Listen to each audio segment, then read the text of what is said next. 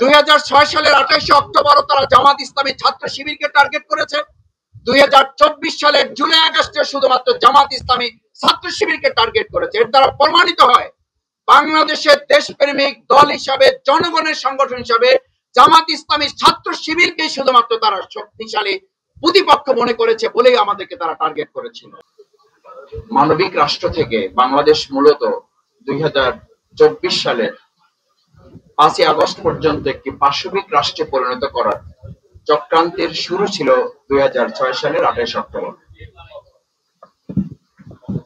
2024 সালের জুলাই আগস্টে ছাত্র জনতার গণ অভ্যুত্থান সফল হয়েছিল, কিন্তু 2006 সালের 28 অক্টোবর এই 2024-এর জুলাই আগস্টের গণ অভ্যুত্থানের পাটাতন নির্মাণ করা হয়েছিল। 24 সালের জুলাই আগস্টে সর্বস্তরের জনতা লড়াই করেছিল ফ্যাসিস্ট আওয়ামী লীগের বিরুদ্ধে, শেখ হাসিনার বিরুদ্ধে। আর 2006 সালের 28 অক্টোবর পল্টন সহ ঢাকা সহ সারা দেশে আওয়ামী লীগের বিরুদ্ধে 14 দলের বিরুদ্ধে লড়াই করেছিল শুধুমাত্র বাংলাদেশ জামাত ইসলামী এবং ইসলামী ছাত্র শিবির। মহান আল্লাহ তাআলার দয়া এবং জনগণের ভালোবাসার সাথে নিয়ে আমরা 12 ঘন্টা লড়াই করে সেদিনই প্রথম আওয়ামী লীগকে পরাজয় ঘটিয়েছিলাম। খুনি হাসিনা যেদিন আগের দিন ঘোষণা করেছিল লগি বৈঠা নিয়ে সবাইকে ঢাকায় আসার জন্য, সম্মানিত সুধী মণ্ডলী, সাংবাদিক বৃন্দ, আপনাদের এটা খুব স্বাভাবিকভাবে প্রশ্ন হওয়ার কথা যে ঢাকার মতো একটা গুরুত্বপূর্ণ জায়গায় নেতা কর্মীদেরকে লগি বৈঠা নিয়ে একজন স্বাভাবিক সুস্থ মানুষ, একটা দলের নেতৃত্ব পরের কথা, রাজনৈতিক কর্মী তো পরের কথা, একজন সুস্থ স্বাভাবিক সাধারণ মানুষও তার নেতা কর্মীদেরকে লগি বৈঠা নিয়ে ঢাকায় আসার নির্দেশ দেওয়ার কথা না। এবং এটা সাধারণ কোন নির্দেশ ছিল না, এটা ছিল একটা পাশবিক নির্দেশ। সেই নির্দেশের বিরুদ্ধে আজকে কোন কোন ক্ষেত্রে বাংলাদেশ জামাত ইসলামীকে কেউ কেউ প্রশ্ন করে থাকেন যে জামাত ইসলামী কোন কোন জায়গায় সংঘাত, কোন কোন জায়গায় রক্তাক্ত পরিবেশ, কোন কোন ক্ষেত্রে আমাদেরও হাতে তারা নাকি অস্ত্র দেখেন। সাংবাদিক বৃন্দ, 2006 সালের 28 অক্টোবর আমরা আমাদের ভাইদের শহীদ হতে হয়েছে, কিন্তু আমাদের হাতে তারা খুব চেষ্টা করেও একটা ছোট এক হাতের লাঠি ছাড়া তারা কিছুই দেখাতে পারেনি। অথচ আমাদের বিরুদ্ধে প্রকাশ্যে AK-47 সহ পিস্তল নিয়ে আমাদের উপরে মুহুর্মুহুর ককটেল বিস্ফোরণ সহ গুলি চালিয়ে আমাদের 13 জন ভাইকে শুধু ঢাকাতেই শহীদ করা হয়েছিল। আমাদের হাতে একটা লাঠি তারা গোল চিহ্ন দিয়ে দেখিয়ে বলেছিল এই হচ্ছে নিজামী মুজাহিদের সেনাপতিরা। একটা লাঠি হাতে যদি সেনাপতি হওয়া যায়, আমি পরিষ্কার ঘোষণা করছি ওই এক লাঠি হাতে সেনাপতিদেরকে বাংলাদেশে আগামী দিনে আর কেউ পরাজিত করতে পারবে না। কারণ আমরা সেদিন একটা লাঠি হাতে শুধু যাইনি, আমরা মানুষের ভালোবাসা, আল্লাহর উপরে ভরসা করে আমাদের জনশক্তির ত্যাগ এবং কোরবানির সর্বোচ্চ নাজরানা দেশের জন্য, গণতন্ত্রের জন্য। সেদিন তারা গণতন্ত্রকে হত্যা করে কবর রচনা করে একটা অগণতান্ত্রিক রাষ্ট্র কায়েমের জন্য, বাংলাদেশকে পথ হারিয়ে বিপদগামী একটা বাংলাদেশ নির্মাণের জন্য শেখ হাসিনা লগি বৈঠার রাজনীতি সেদিন রচনা করেছিলেন।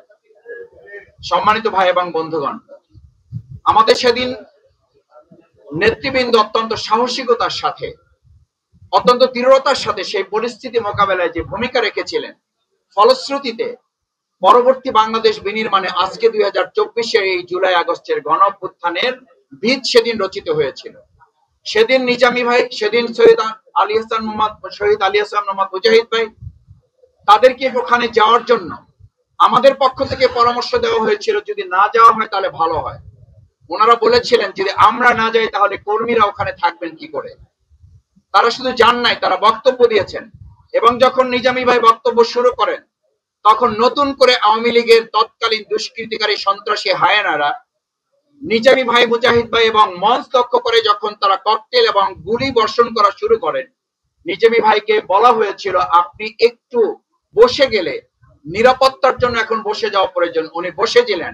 উনি তখন বলেছিলেন বাংলাদেশ জামাত ইসলামীর আমির তো দূরের কথা, একজন সহযোগী, একজন সমর্থক অন্যায়ের বিরুদ্ধে অপকর্মের বিরুদ্ধে মাথা নত করার ইতিহাস নেই, আজকেও হবে না এবং ভবিষ্যতে ওটা হবে না। 30 দিন বসে যাননি, দাঁড়িয়েছিলেন এবং সেই মুহুর্মুহুর ককটেল বিস্ফোরণের বিরুদ্ধেই তিনি দাঁড়িয়ে অত্যন্ত দৃঢ়তার সাথে শান্তিপূর্ণভাবে তিনি তার বক্তব্য দিক নির্দেশনামূলক কথা তিনি শেষ করেছিলেন। সম্মানিত ভাই এবং বন্ধুগণ, সুতরাং বাংলাদেশ জামাত ইসলামীকে আজকে যারা নতুন করে বিশ্লেষণ করেন, 2006 সালের 28 অক্টোবর আমাদের জন্য একটা মাইল ফলক। সেদিন শহীদ জসিম ভাইকে লাঠি দিয়ে সাপের মতো পিটিয়ে হত্যা করা হয়েছে। এই অমানবিক চিত্র তো আমরা সবাই বলেছিলাম এটা ওই দিন শেষ হয়ে যাওয়ার কথা।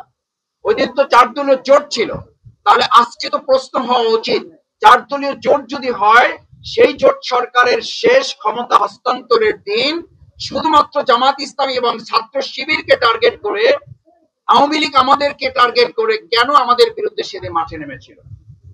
ঠিক একইভাবে আপনি দেখবেন এই আওয়ামী লীগ 2024 সালের জুলাই আগস্টে নিষিদ্ধ করার তালিকায় শুধুমাত্র জামাত ইসলামী ছাত্র শিবিরকে রেখেছিল। 2006 সালের 28 অক্টোবরও তারা জামাত ইসলামী ছাত্র শিবিরকে টার্গেট করেছে।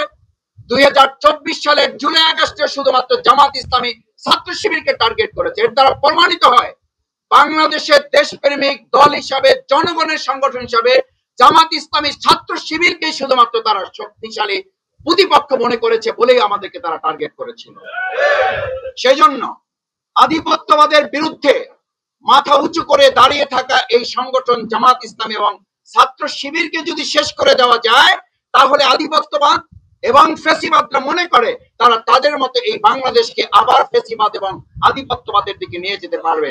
আমরা ব্যর্থহীন কণ্ঠে ঘোষণা করতে চাই, সেদিন 12 ঘন্টা লড়াইয়ে আমাদের ভাইদের শহীদের কফিন সামনে রেখে আমরা 1 সেকেন্ডের জন্য যেমন থেমে যায়নি, নিস্তব্ধ নিথর হয়নি, আজকের নতুন ফ্যাসিবাদের এই সময়ে যদি কেউ জামাত ইসলামীকে চোখ রাঙিয়ে আমাদেরকে হত্যা করে, মসজিদে হামলা করে, আমাদের মা বোনদেরকে আবার তাদেরকে ভয়ভীতি দেখিয়ে সাধারণ নাগরিকদের জিহ্বা কেটে ফেলা, তাদেরকে সুষ্ঠুভাবে ভোট কেন্দ্র থেকে বাড়িতে ফিরে যেতে না দেওয়ার নতুন করে আবার হুমকি দেওয়া হয়, তাহলে তাদেরকে শুধু স্মরণ করিয়ে দিতে চাই, আমরা কিন্তু 2024-এর জুলাই আগস্টের শুধু কর্মী নয়, আমরা 2006 সালের 28 অক্টোবরের সেই সংগঠন যারা একা গোটা আওয়ামী লীগের বিরুদ্ধে লড়াই করে সেদিন তাদেরকে পরাজিত করে বাংলাদেশ বিনির্মাণ করেছিলাম।